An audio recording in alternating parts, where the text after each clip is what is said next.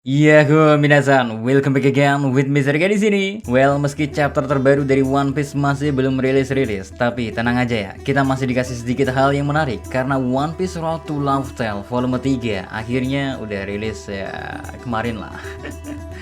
So, karena volume terbarunya udah rilis, kita langsung react aja informasi apa aja yang ada di sana, oke? Pasalnya kalau dilihat dari volume 2 kemarin, kita disuguhin konten-konten yang cukup lengkap dan menarik untuk kembali dibaca.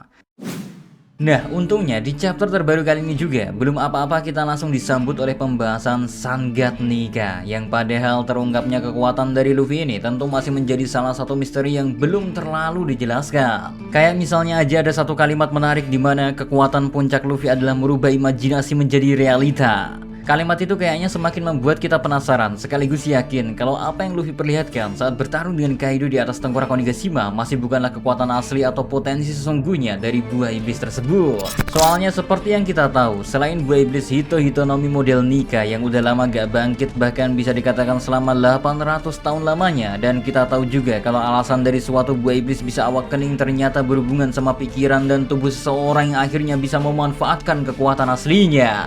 Sehingga Luffy juga pada pertarungannya melawan sang makhluk terkuat di dunia akhirnya bisa membangkitkan kekuatan sesungguhnya dari buah iblis yang selama ini kita kenal dengan sebutan Gomu Gomu no Mi. Anyway, yang lebih menarik sebenarnya ada satu momen juga di mana kita dikasih lihat lagi momen para kru topi jerami yang sedang berpesta di Arc Skypiea, di mana di situ dikasih penjelasan kalau ritme yang sama dengan Nika terdengar juga di pesta itu.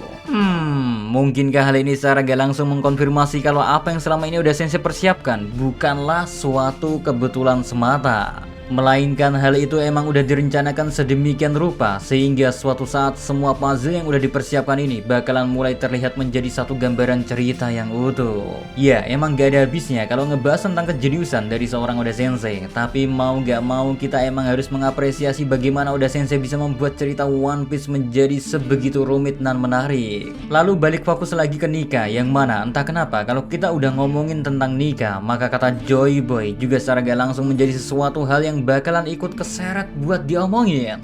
Ya, seseorang yang kita ketahui berasal dari zaman Void Century dan selama 800 tahun kata-katanya terus terukir pada sebuah batu menunggu datangnya orang yang tepat yang akan meneruskan tekad miliknya. Entah kenapa keduanya terhubung akan suatu bunyi yang sama, sebuah dentuman yang menandakan bunyi Drum of Liberation, yang mana sudah dikonfirmasi juga oleh mantan rekannya yaitu Zuniza bahwa dia udah 800 tahun lamanya tidak mendengar suara seperti itu. Entahlah apakah Joyboy memang memakan buah iblis yang sama dengan yang dimakan oleh Luffy saat ini. Secara Luffy bisa kita anggap sebagai orang yang akan meneruskan tekad dari Joyboy, lalu akan menjawab semua janji yang berasal dari masa lalu hingga akhirnya dikenal sebagai Joyboy di masa sekarang. Terus gak cuma sampai di situ, di One Piece Road to Laugh Tale volume 3 ini juga kita dikasih penjelasan mengenai ketiga jenis buah iblis secara lebih mendalam, seperti mulai dari tipe Paramecia yang ketika awakening mereka bisa mempengaruhi sekitar seperti layaknya Doflamingo, atau ada juga yang kayak Istas Captain Kid di mana selain kekuatannya bisa mempengaruhi sekelilingnya, dia juga bisa memanipulasi individu lain untuk terkena kekuatannya. Jadi yang awalnya kita mengira kalau dulu buah iblis jenis Logi adalah yang terkuat karena kekuatannya bisa memanipulasi tubuh mereka sendiri sehingga menjadi sesuatu yang bisa kita anggap kebal dari senjata jenis apapun. Namun saat ini semenjak Haki dan Awakening mulai diperlihatkan, peta kekuatan dari buah iblis pun seperti bergeser secara perlahan demi perlahan. Terlebih jenis Zoan yang mungkin pada awalnya kita gak terlalu melirik karena perubahan atau awakeningnya pun bisa dibilang berbanding terbalik dengan tipe Paramecia, di mana jenis Zoan hanya akan merubah dirinya sendiri menjadi transformasi yang baru dibanding merubah sekelilingnya, ditambah sifat dari hewannya akan menjadi semakin kuat, hanya itu. Namun karena jenis Zoan ternyata terbagi lagi ke dalam beberapa kategori lain, entah itu Ancient Zoan yang memberikan kekuatan perubahan menjadi hewan purba yang tentu udah gak ada di saat ini, atau seperti Mythical Zoan yang mana baru aja diungkap kalau mayoritas dari buah iblis tipe ini akan memiliki suatu kekuatan yang unik yang mirip dengan Paramecia. Maka dari itu hal ini menjelaskan kenapa selama ini Luffy memiliki kekuatan karet yang cenderung lebih ke jenis Paramecia, padahal setelah terungkap kekuatan asli dari buah iblis yang Luffy makan adalah bertipe Zoan. Ya, menarik untuk ditunggu. Selain Luffy, apakah ada orang lain yang memakan buah iblis tipe Mythical Zoan guys, namun punya kekuatan unik lainnya yang mirip seperti Paramecia? Secara di penjelasannya aja, hampir mayoritas dari pemakan buah iblis itu harusnya memiliki kemampuan unik tersebut. Jadi meski buah iblis tipe mythical bisa dibilang menjadi yang terlangka, tapi walau nggak semuanya ngasih kekuatan yang unik, cuman tentu aja gak hanya Luffy doang yang memiliki kekuatan seperti para Messiah. Aduh, hal ini semakin menarik untuk ditunggu. Sarah kalau Yamato beneran ikut bergabung menjadi bagian dari kru topi jerami, maka buah iblis Yamato yang juga bertipe mythical Zuan harus menjadi lebih dapat sorotan. Dan kemungkinan aja bakalan dikasih sedikit tambahan kejutan oleh Oda Sensei. Lalu ngomong-ngomong tentang Yamato, di volume terbaru kali ini juga kita dikasih lihat bagaimana sketsa awal dari pembuatan karakter Yamato, di mana ternyata Oda Sensei terpikirkan banyak sekali konsep, sehingga gambar dari Yamato memiliki banyak perbedaan di setiap ide yang dicobanya.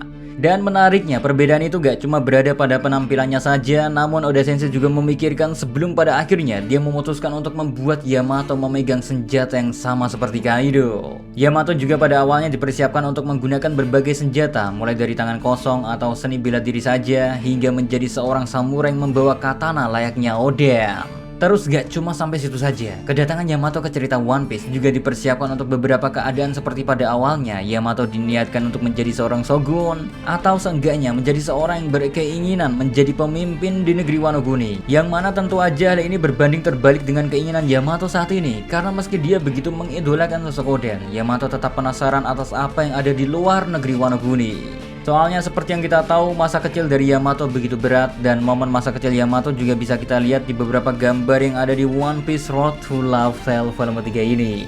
Ya, ngelihat karakter Yamato yang terasa dipersiapkan dan dipikirkan dengan sangat matang sebelum akhirnya menjadi sesosok Yamato yang kita ketahui hingga detik ini, rasanya hal ini seperti sebuah tanda tanya kalau Yamato mungkin memainkan peran besar di masa yang akan datang nanti.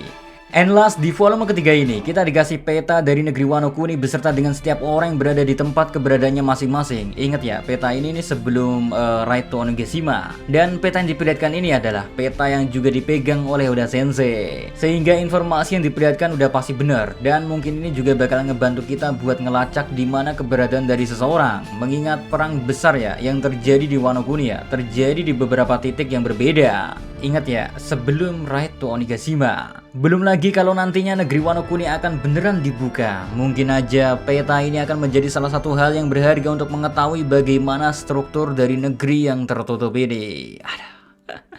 Jadi gak sabar untuk nunggu One Piece Road to Love Tale volume terakhir. So segitu aja dulu buat konten One Piece Road to Love Tale volume 3 nya guys. See you again next time. Adios Milo. Stay safe everyone. Salam Animania. Jadi tadi siang gue tuh dapat kiriman paket. Ternyata dari bos gue nih, udah sampai coy. Beliau ngirimin gue poster Bounty yang terbaru untuk Luffy, Lau, dan Kid ya kan. Ya, ada 3 lembar. Jadi kita bakal lihat kayak mana ya kan posternya, biar kalian juga tahu realnya kayak mana, biar nggak bingung. Oke? Mari kita buka guys. Oke, ya. Ini ada sedikit. Nah, ada Lau guys. Oke, ini adalah Yonko terbaru kita guys. Ya, Monkey D. Luffy. Dengan gear 5-nya dia. Ini tahan air guys. Jadi ya gue nggak tahu sih kalian misalnya mau naruh ini poster di mana ya kan. Cuman kalau misalnya kalian kecipratan air pun atau gimana, ini poster pasti bakal aman banget. Lihat deh dari coloringnya ini, printannya bagus. Coy, lu gak bakal kecewa sih lu beli ini poster.